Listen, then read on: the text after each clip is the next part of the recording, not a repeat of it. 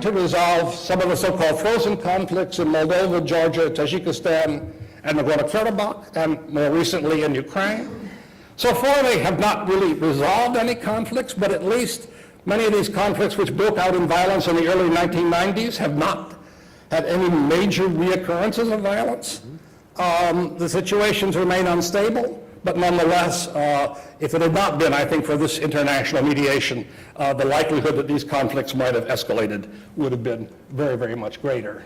And finally, they've engaged in a lot of post-conflict building work in places such as Albania, Bosnia-Herzegovina, Croatia, and Kosovo since the end of the Cold War.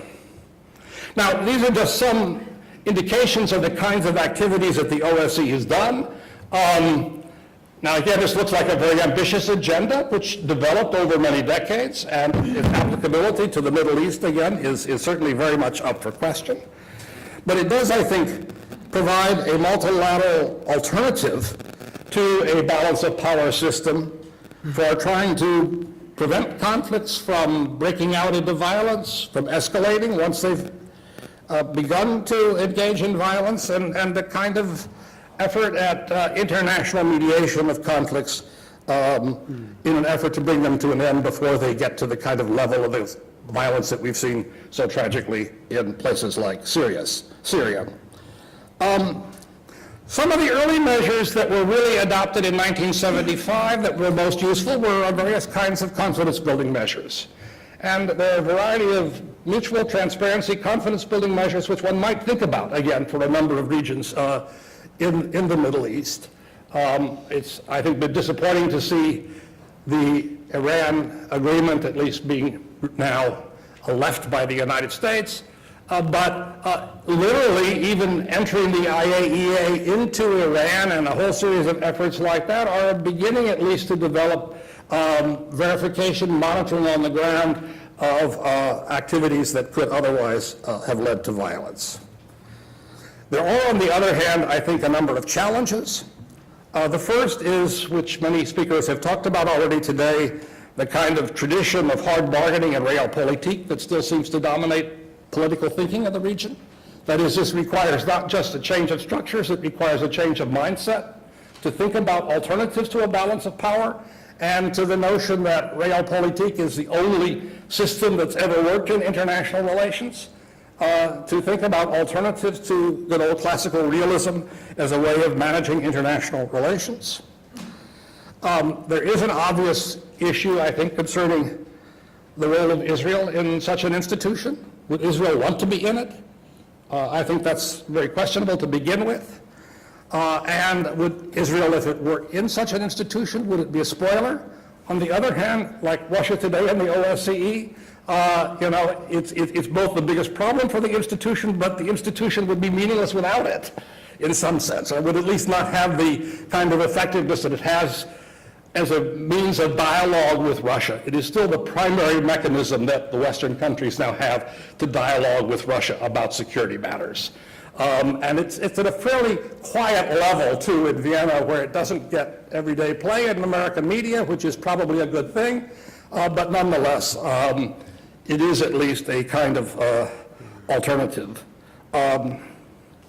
Obviously, we also have the OSCE is largely a state-based organization, and as we've talked about a lot today, a lot of the conflicts in the Middle East are not only interstate, but intrastate, transregional, non-state actors, et cetera. The OSCE has not yet provided, I think, a very good model for dealing with these kinds of issues. So in terms of thinking about it for the Middle East, I think one would have to also begin to think more about also how one deals with an institution that is founded upon the basis of states and the respect for the territorial integrity of states, but also recognizes the fact that an awful lot of the regional problems cross state borders.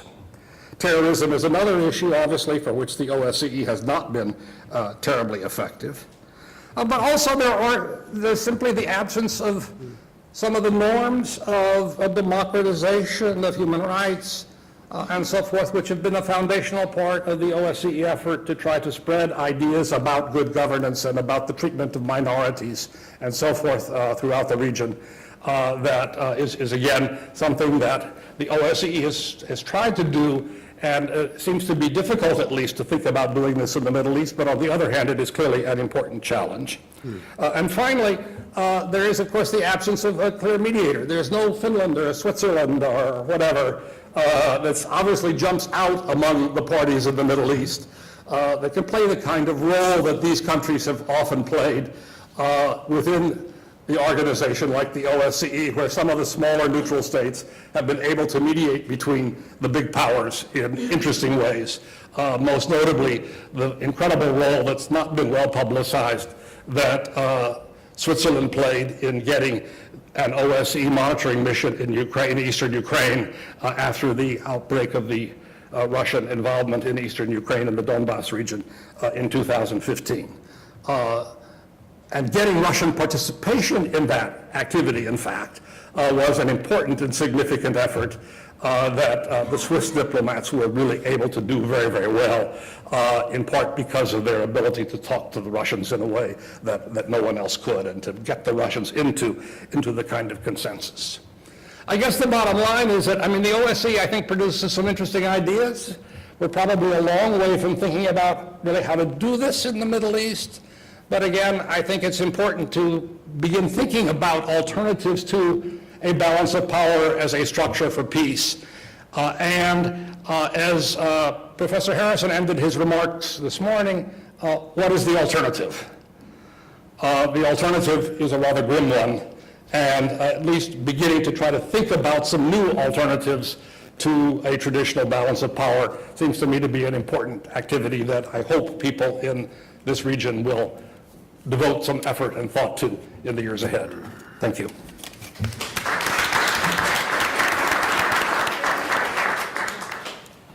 Your comparative approach sounds very promising, but also echoes some relativism. And the question is how far we can rely on a European experience to help construct a Middle East or an Arab or an Islamic system of power in the region. And I think we have so much to deal with. And you mentioned the example of the OSCE as an institution that gave us the treaty that was the framework of reorganization of Europe. Unfortunately, in North Africa and the Middle East, we don't have one single institution that is working now. The Arab Maghreb Union was never born. The Arab League has been struggling, and since the Gulf crisis, one of the first casualties has been the Gulf Cooperation Council. So we don't have institutions, and then how we can proceed toward constructing or reconstructing, shaping or reshaping a certain balance of power. So let's invite our third panelist, Camille Picastin, and let's see if he can take us back to the main question.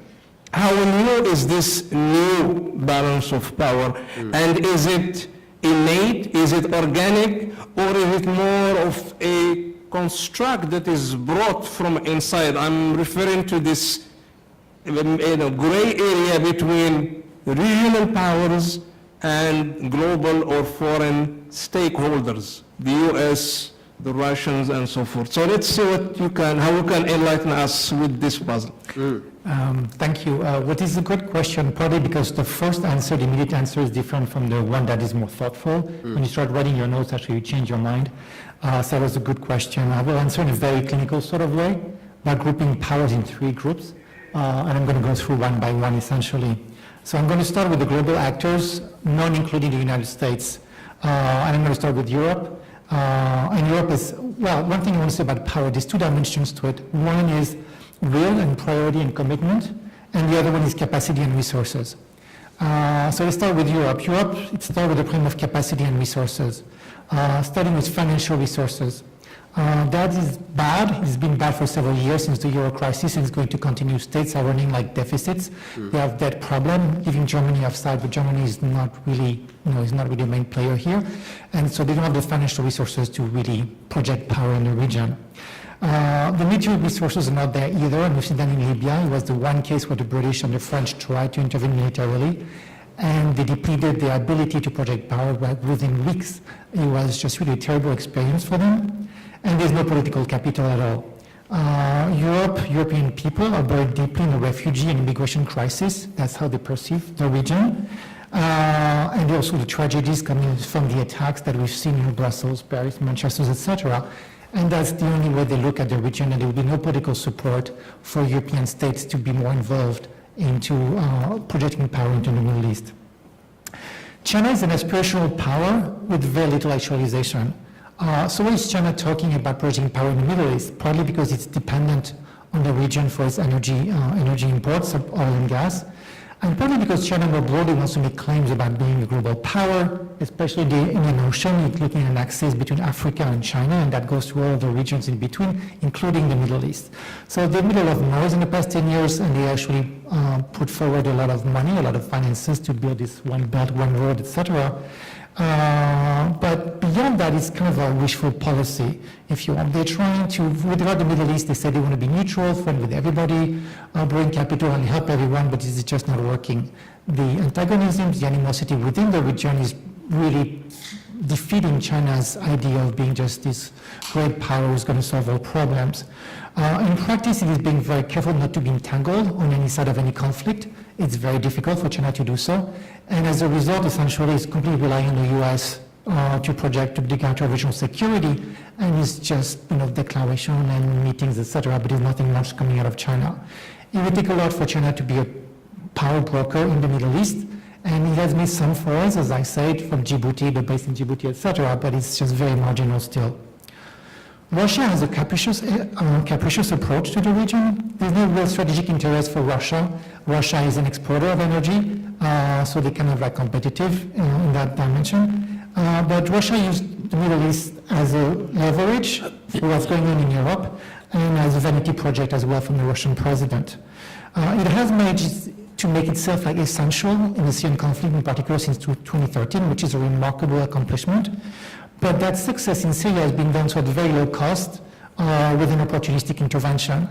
And the willingness and capacity of Russia to truly project power in the region is really untested at this point. And there's no saying if Russia is going to be like a robust or durable power, or if it has just made the most of a very favorable situation over the past 5-6 years, and that's just the end of that. Now let's turn to the regional actors. I'll just say words about Egypt. In a nutshell, there's nothing there. That's shocking. I mean, for those who've read about Nasser and the 60s and the era of Nasser, Egypt's power has dissipated. It's been a declining trend for a long time, and really Egypt has been completely absent of the scene. And this is just a notable fact. Turkey has shown a lot of bite lately, but little bite. The political and economic model of the new government in Turkey is running at an end. It was much vaunted 10 years ago, but it's really starting to hit hard limits now.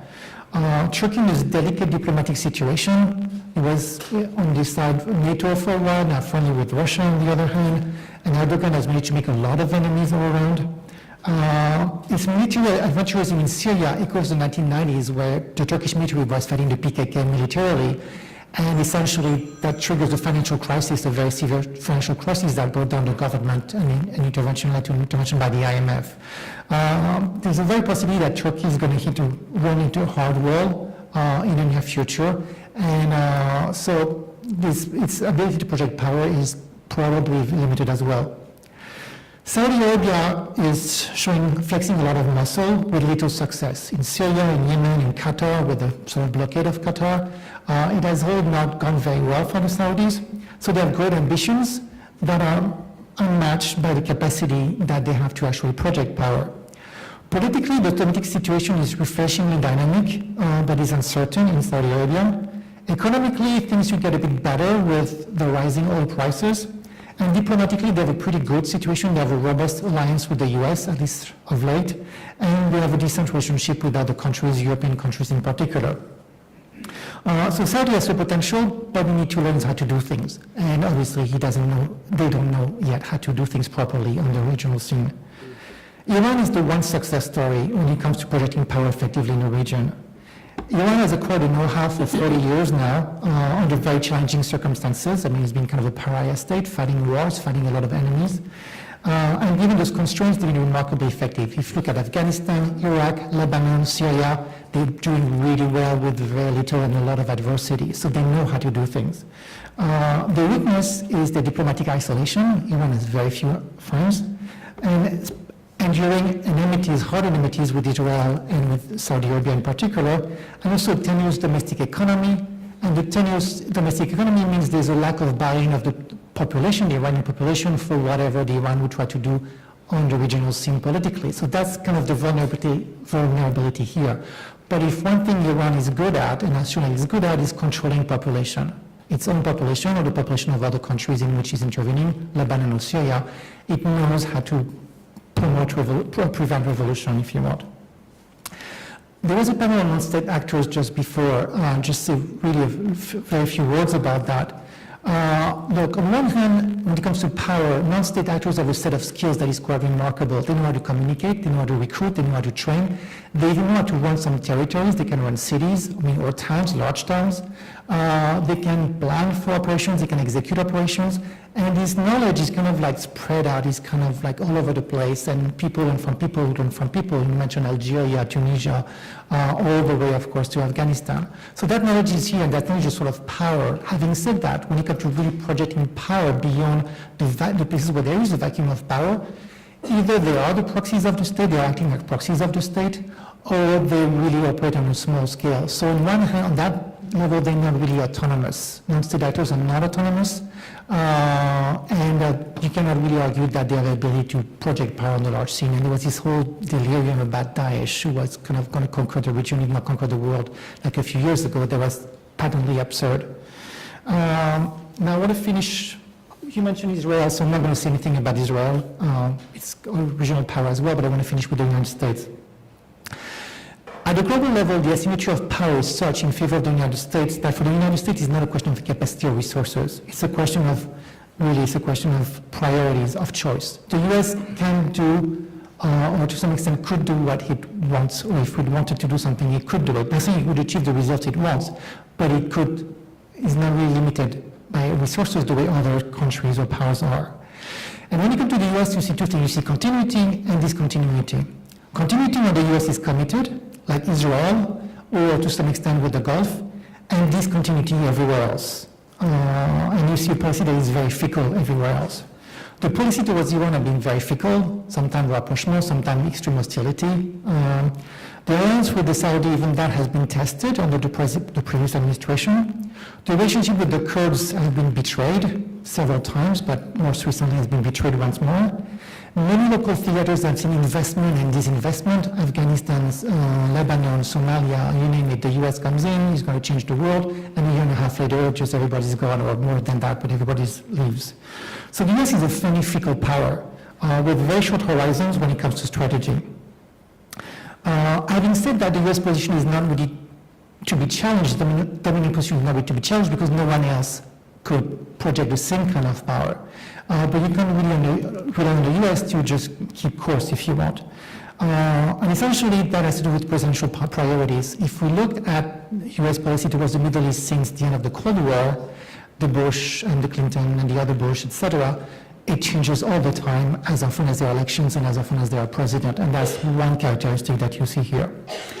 Well, that means Israel may be sheltered from the vagaries of American elections, but the Gulf may be another story, partly because the landscape is changing here.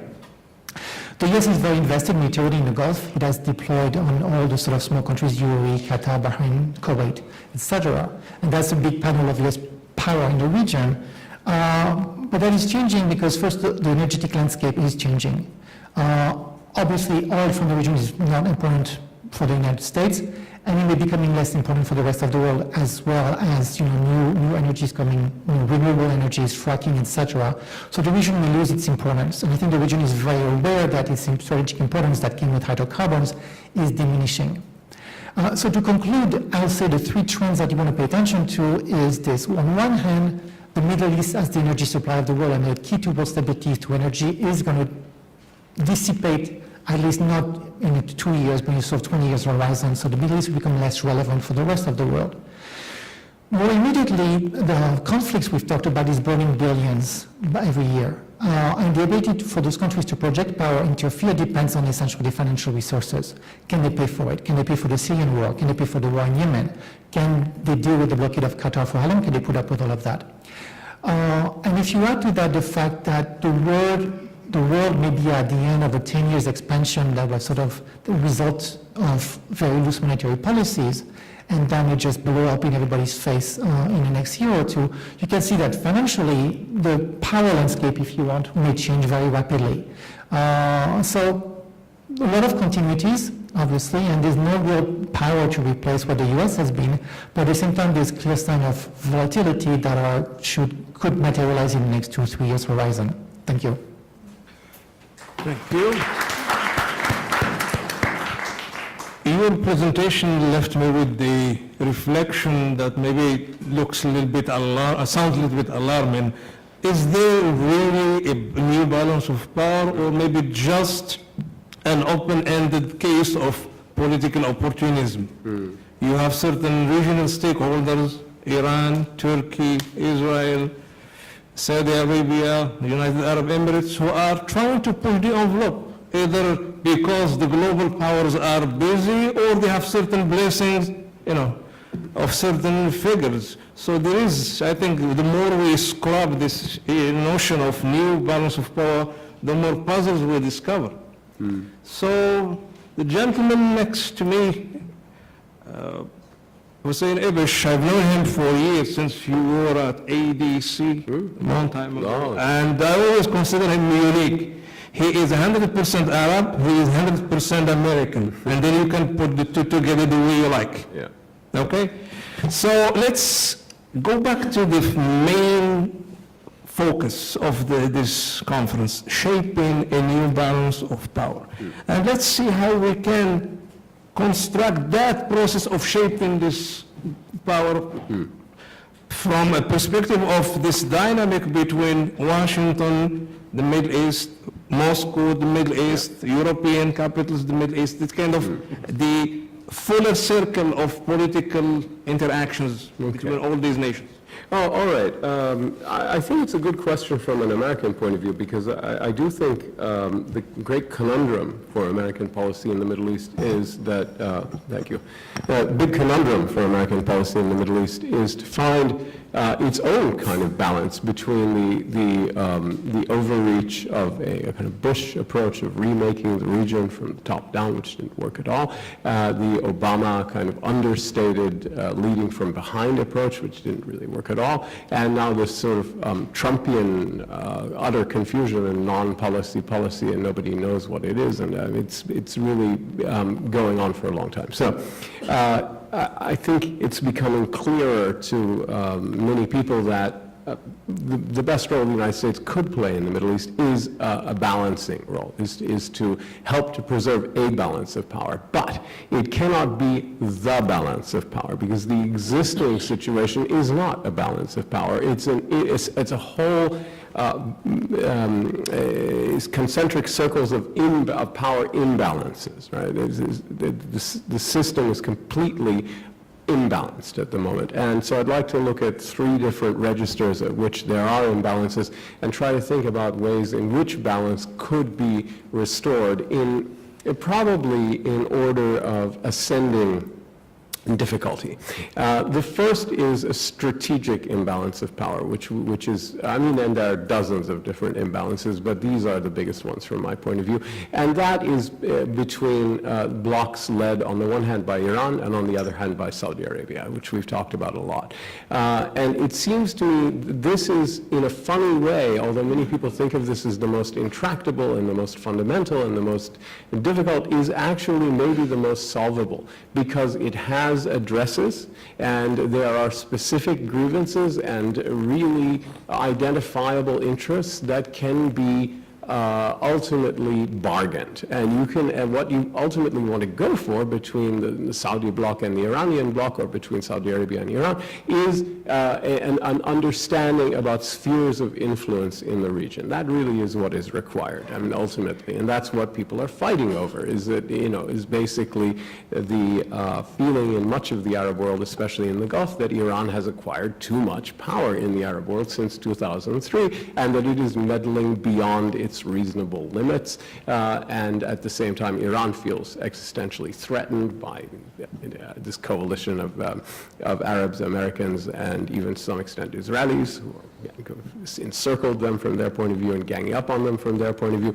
So this seems to me to be a strategic imbalance of power that can be addressed, and it could be addressed in many different ways, but I think a sequential approach in which the international community engaged with these powers in a kind of dialogue in which you get a sort of virtuous dynamic of a self-reinforcing conversation that begins with the most negotiable issues and goes to the least negotiable issues in a kind of sequential manner would work rather well. I think the most negotiable issue at the moment is Yemen.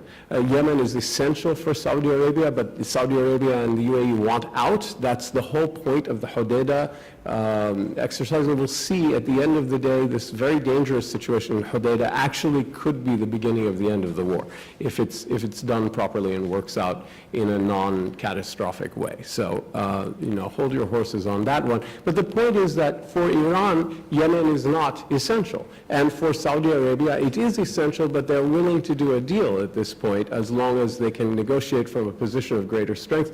Hodeidah may provide that, but even if it doesn't, I think that there is room ultimately in Yemen for an agreement that is satisfactory to all the parties. The second phase, from my point of view, would be something like maritime free passage and security in the waters of the Gulf itself, which is a shared interest.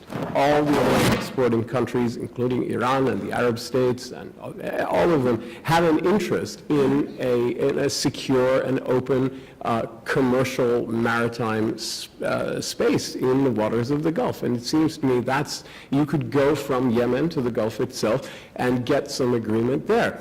Now, eventually you come to the real balance of power question, which can be boiled down to some extent to Syria and Iraq, right? And in Syria and Iraq, it seems to me at that point, having reached this agreement, now you can start to talk about the limitations of influence. And both Syria and Iraq could emerge as countries that are in some different ways equidistant from Riyadh and Tehran. You can see this beginning to happen in Iraq now. There are many Iraqi leaders, including among the Shia leaders of Iraq, like Prime Minister al-Abadi, like Muqtada Sadr, like Ayatollah Sistani, many others, who are starting to think more and more as Iraqis and as Arab Iraqis, not beholden to Riyadh, but also not beholden to Tehran, but would like their independence and would like to be equidistant. I'm not saying completely 50-50 equidistant, but beholden to neither. Eventually in Syria you could see something like that as well, if the parties would agree to allow Syria and Iraq to be territorially integral, not occupied by foreign troops, etc., and to have policies that are beholden to neither, but in fact are kind of balanced.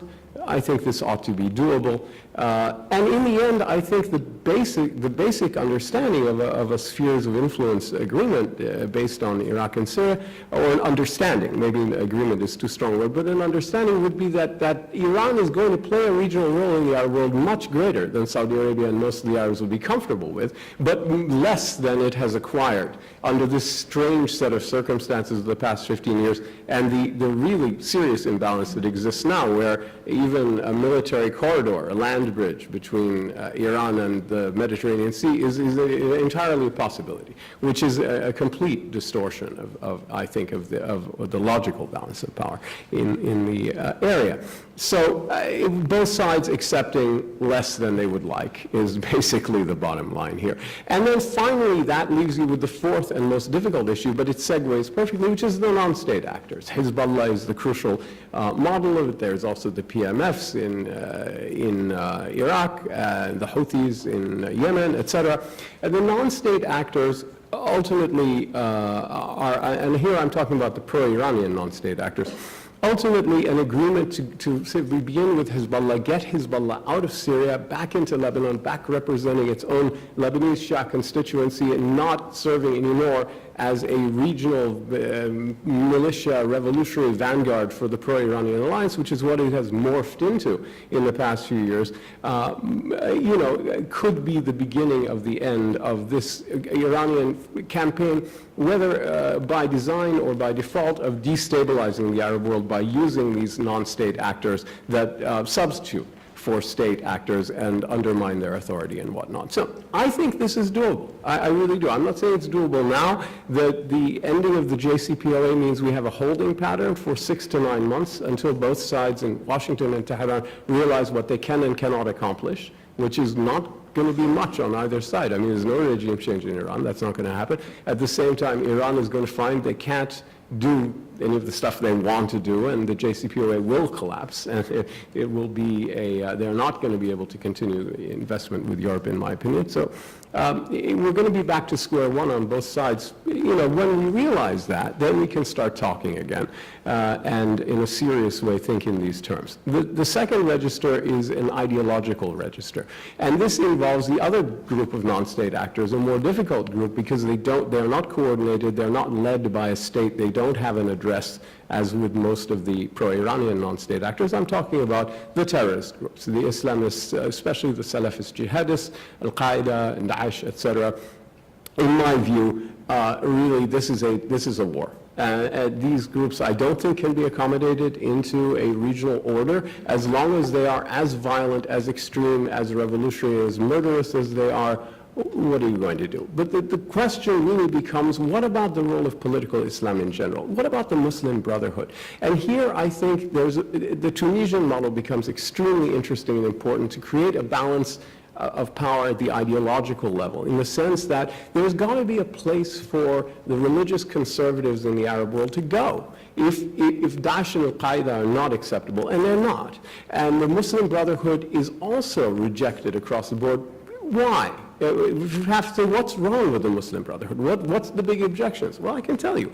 It is that they are revolutionary, right? We know they're subversive. Secondly, they are conspiratorial. They exist above ground and underground, and it's a criminal enterprise, essentially. Same objection that the Bolshevik organizations were objected to in the West in the 20s, 30s, 40s, 50s. Huh? And thirdly, and worst of all, they are transnational. Right, and this is actually why they're stuck at 30%, 25%, as Jamal was talking about. They can't breach that because their transnational ideology renders them insufficiently patriotic at best in the eyes of most of the other Arabs, and anti-patriotic or disloyal at worst. But you can see a post-Islamist model emerging with Al-Nahda, with the Justice and Development Party in Morocco, with parts of Al-Islah in Yemen, in the Minbar in Bahrain, with the Muslim Brotherhood in Jordan, where they are staying Muslim conservatives. They're not dropping their vision of social conservatism, but they are no longer revolutionary, they're no longer conspiratorial, and above all, no longer transnational.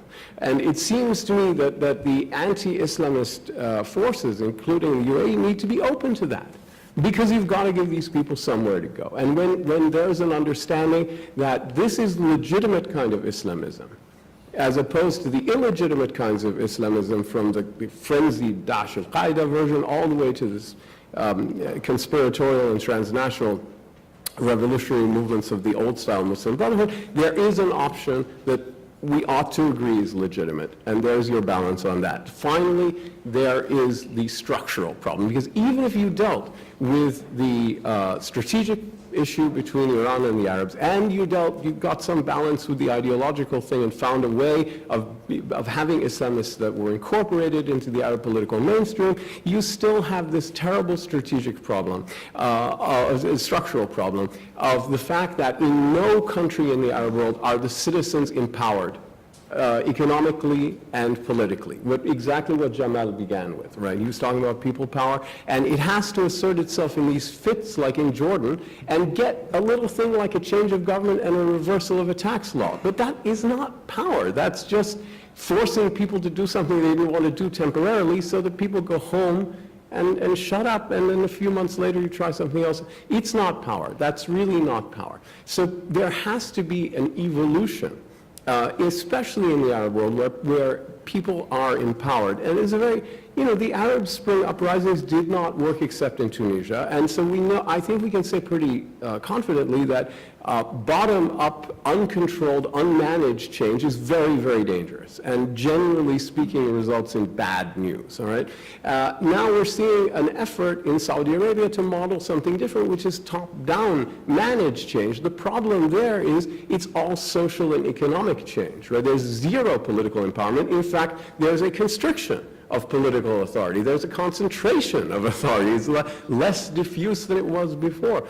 And unless that model really succeeds in a way that, where it shows a political dynamic as well as a social and economic one, it's not going to be an answer. So we need one. And I'd just like to add that this problem is not, it's most acute in the Arab world, but it applies to every single country in the Middle East, because Iran has a very similar problem in terms of the relationship between the rulers and the ruled. In Turkey, I believe it is emerging in this quasi-democratic fake democracy, that this Venezuelan thing that they have going on with Erdogan. Unless it's pushed back on, it's going to become a very authoritarian country with no system, just a leader, right?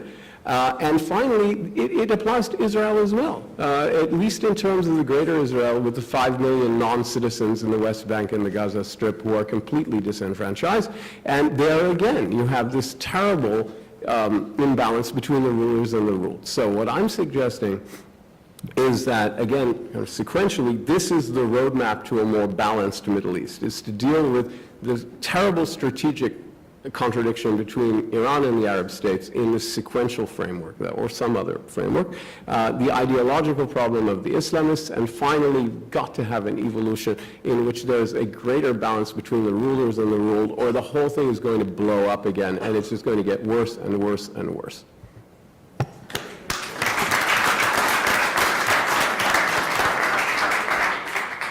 So far we've heard four perspectives on the nature of this reconstructed system of power in the Middle East. We have time for a few questions, but if you allow me, I have one question as a dictator of the panel, and I would like to ask each of our panelists to give us a one-sentence answer. What is, or what is going to be, the catalyst force that will shape this emerging or not yet emerging balance of power? I started with Hussein. The ultimate balance has got to come from the people. I agree, it's people power. Ultimately, the people have to find their voice, and that's essential. Without that, there's no balance. Camille? I think the states have learned the lessons. Can you bring the mic? Yeah, the states have learned the lessons, and I think the states are pretty resilient, both against coup d'etat and against popular revolution. So I think it would have to come from a breakdown of the state, which would be financial, some kind of bankruptcy. Okay, Terry? Well, I guess it in part it depends on how we define the balance of power. The balance of power seems to me to be shaped by a number of different factors simultaneously, by parties in the region, that is to some degree, the balance of power is what states make of it, as I once told one of my students who developed that into another argument about anarchy. The other is, though, again, what outside actors will make of it, and then, of course, there is what people in the region will make of it. What is power? Power is itself composed of many different factors. It's the ability to influence the behavior of others and get them to do things they wouldn't do otherwise, perhaps. And power can be diplomatic, it can be military, it can be economic, it can be social, it can be normative, and we need a combination of all of the above, I think. Hybrid of all things, yeah. Okay, Jamal. I think there has to be an international interest in the chaotic situation of the Middle East. Like when the French, for example, speak to someone about Libya, they have to address the question and say, whatever you are doing in Libya, is that going to bring peace? If Haftar wins in Libya, for example, and control all over Libya, would that guarantee a peaceful solution for Libya? So there has to be an international interest, but if we leave it to the regional balance of power, each one will go for his own interest. Okay, And so we need the international linkage to solidify. Okay, let's start with the gentleman here and then we move right. Yes, Mike, please. Hi, I'm Peter Humphrey. I'm an analyst, a broadcaster, and a former diplomat. One way to get at this problem would be sort of modeling Europe's history. That is, enter through the economic door rather than the political door, which is what we always seem to do. And as such, I wonder why there isn't a big move to create a Arab, or better yet, a Middle East free trade regime. The beauty of that is you create a structure acknowledging this particular culture's love of making some money, and it will tamp down some of the outliers of fanaticism as it becomes increasingly successful, and as history has shown, increases the income for each individual in the society. I just want to know how we've gone this long without a big move to create a free trade regime in this area. I can give you a one-sentence answer. It means surrendering control, okay? And the governments in the Middle East, all of them, Arab and non-Arab, are very into controlling their own citizens and controlling their neighbors. And there is not enough of a sense of confidence and yeah, I'll just leave it at confidence to do it. I think people are too scared to go for it. Okay, who'd like to have started? Jamal? The economic factor or the economic coalition question? You need stability. How can we present that to Syria, for example, or to Libya today? Syria and Libya are falling apart. Also, the unbalanced economic power of the country. Like, for example, Egypt and United Arab Emirates are very close politically today, but can they complement each other economically, or can they create a free trade zone between them? No, they cannot, because the economy of Egypt and the UAE, there's a huge gap between them. Yeah. GCC is an excellent model, but we are ruining it right now. Right. It is an excellent model, but we are it is being damaged now. Okay, thank you, Jamal. Abdurrahim. Thank you. Abdurrahim Fuqara from Al-Jazeera. My question is strictly about the Arab Middle East, and I hope we'll stay away from historical comparisons with what happened in Europe in the Middle Ages, what happened to the Incas, to the Aztecs in the Americas, and so on. My question is, are we hurtling towards a new balance of power in the Middle East, Arab Middle East that is, or are we hurtling further into some sort of long-lived eclipse, historical relevance of the Arabs on the regional international stage? And allow me just a quick outshoot of that same question. When I think about the United States and the Middle East, I often think of that famous line in The Godfather, every time I want to get out, they pull me back in. Yeah. I'm not sure if Trump wants to stay in the Middle East or get out, but Obama tried the Asia pivot, and obviously he couldn't pull it off. Is Trump, by definition, if this summit with the North Koreans succeed, going to be able to pivot from the Middle East to Asia? Thank you. Okay, who would like to? Hussein has that light bulb over his head, so... I don't think so. I don't think there's a pivot. I think if Obama couldn't pivot right now, there isn't going to be a pivot in the sense of a major transfer of resources. But the United States has its interests, and it is where it is. I don't see it moving away. I think the first part of your question is yes. At the moment, all signs are to a long-lived and deteriorating eclipse in the Arab world of power, of influence, etc. It's never been worse than it is now, and it looks to be deteriorating. However, the Arab world is interestingly calming down in the past couple of years or two. Iraq is calmer than it was during the war against Daesh. Syria is calmer than it was at the height of the civil war. Egypt is weirdly calmer than it was in the immediate aftermath of the overthrow of Morsi. Yemen is on fire, but generally speaking, the Arab world is less aflame than it was a couple of years ago. It's a very low bar, I know, but it is true. Now, everything would lead you to say yes to your long-lived eclipse. The only thing is things can change very quickly. And the other powers are all also in a tenuous situation, even the United States. Russia's re-entry is on a very, very tenuous basis. Its actual leverage and power is very limited, and I think the non-Arab actors in the Middle East are also Iran is overextended, Turkey is very burdened with its inward look. Israel is overextended just in the West Bank and Gaza to some extent. I mean, they can deal with Syria, but only to some extent.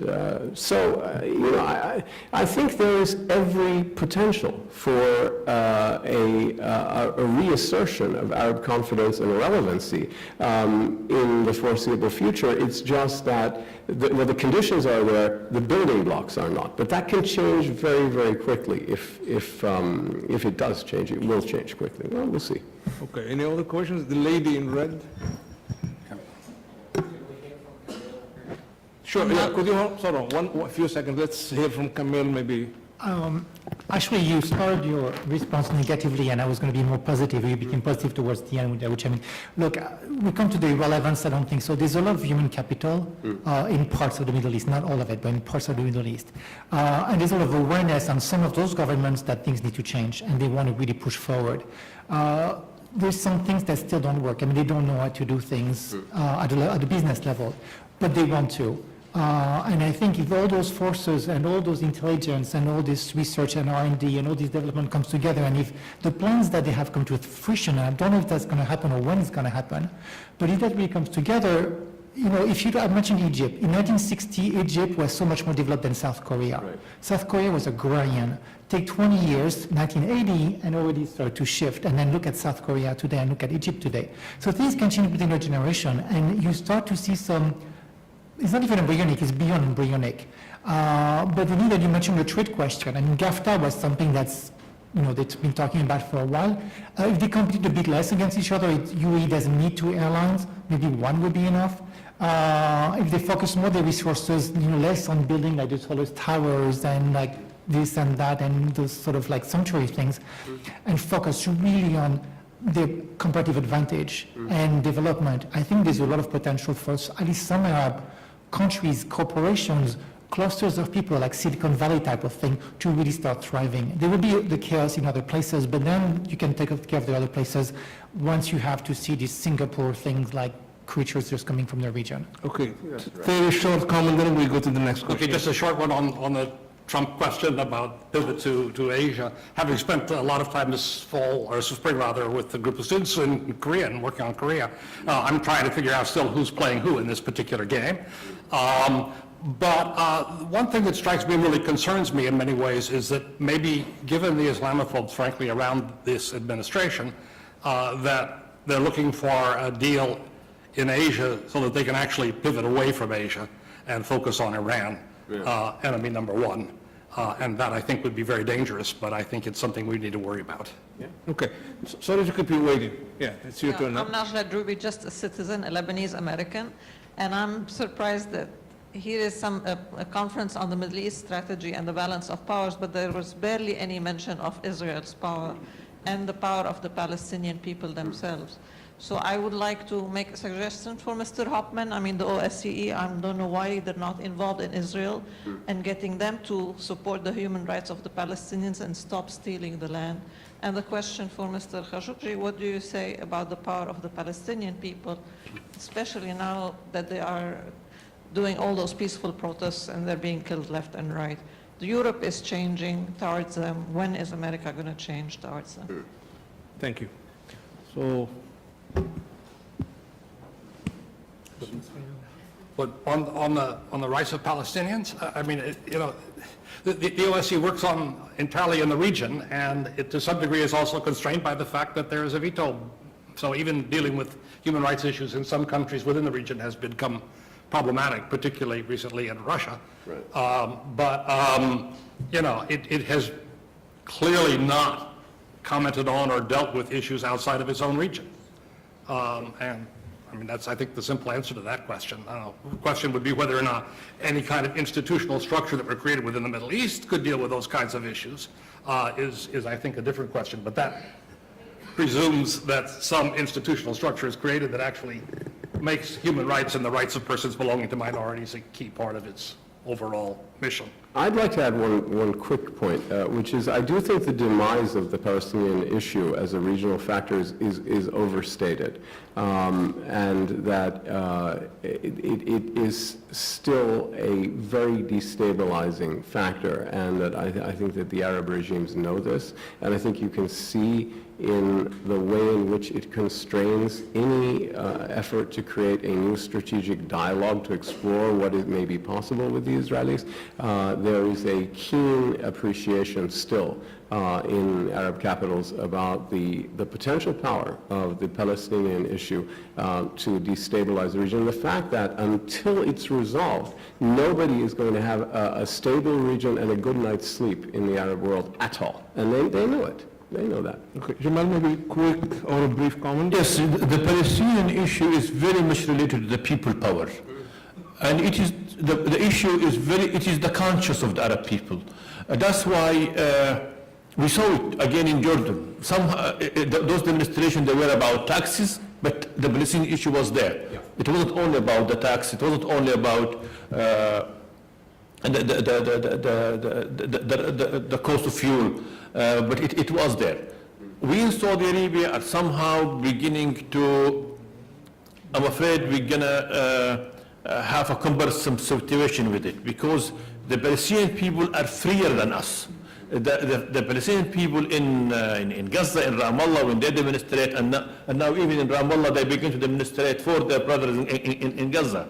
That is somehow will force Saudi Arabia to reconsider its position, and the deal that it's leaked to the New York Times and the deal of the century, and it will probably make Saudi Arabia go back to its original position to commit to the issue and put aside this adventure of Kushner and the deal of the century, because it will not work. It will just embarrass Saudi Arabia and embarrass anybody who get involved in it. Okay. The last question, and then we have to close. Gentlemen, toward the end. Hi, my name's Ethan Drucker, and I guess my question is, where do you see the role of the Iraqi and Syrian Kurds in this new regional balance? The Kurdish question within this emerging power system. Anybody? Somehow, I don't know. Well, it's very complicated, but I mean, I think what the Kurdish factor indicates is the extent to which both the countries themselves and the state system in general has to be flexible to incorporate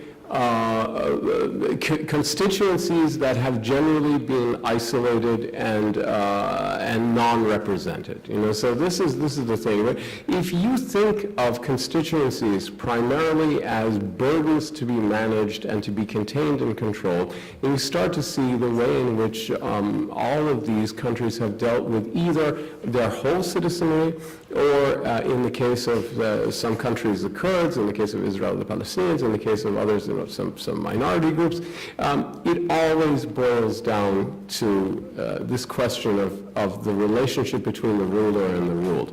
And so the way the Kurdish issue is managed, I think ultimately the way that you can restore a kind of viable stability to Iraq and Syria and several key countries in the Middle East is through a very decentralized kind of confederated status, right?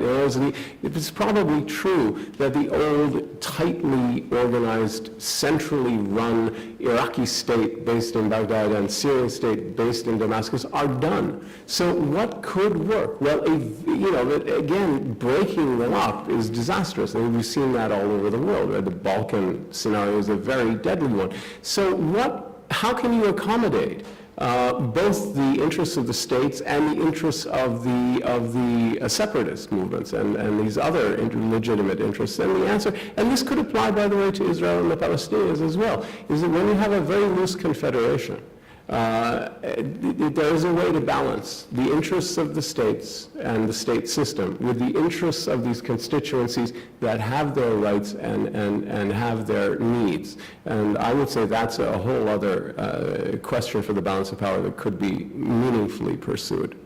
Thank you very much. I think three panels will not do justice to a very complex topic, shaping a new balance of power in the Middle East. I hope that SAIS and Al Jazeera Center for Studies have started the conversation or triggered some debate, and I think we have to maybe think about it and sort of try to figure out what options we can have toward shaping it in a real kind of coherent way.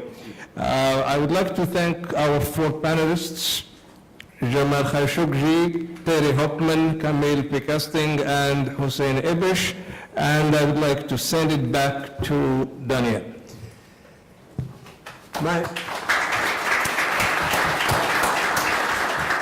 My responsibility is to thank you, the audience, and to thank those on the staff who've made this all possible, both at the Al Jazeera Center for Studies and at SAIS, in particular Isabel Talpain-Long, whose skill at this is simply unmatched, but also Noah Roos, Rep Criazillo, and Marc-Andrea Fiorina, who have spent the day with us working quietly behind the scenes.